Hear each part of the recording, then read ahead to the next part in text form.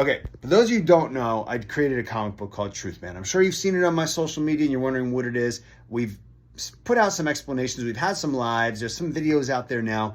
Basically, I just want to tell you, Truth Man stands on its own 2 feet. It's a comic world that we're creating, world building with Nicole Maines. I created this comic. I wrote the story, but Nicole and I are breaking the story together, and now she's writing the actual comic book series. So the comic book stems from a coming-of-age movie that I wrote called Original True that Bradley Bredwig is producing with me, and a great team where there are films, Molecule Productions, Randy Weiss.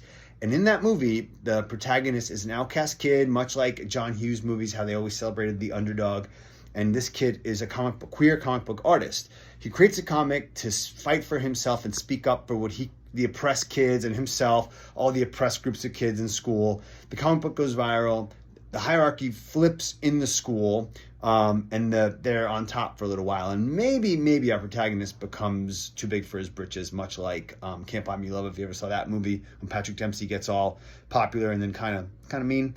But anyway, in the meantime, our point of view of our protagonist is seen in a comic book lens. It's live action, but you see the images come to life. So we really wanted to create a real comic with amazing artists like Chris Abels, who's doing our panels, which are unbelievable. Page 4 is out now.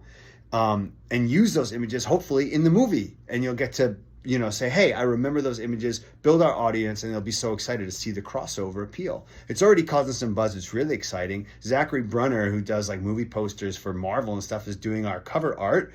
And again, these panels are amazing. Right now, we have an 8-issue origin story coming out. It's halfway there. It's on Patreon, link in bio.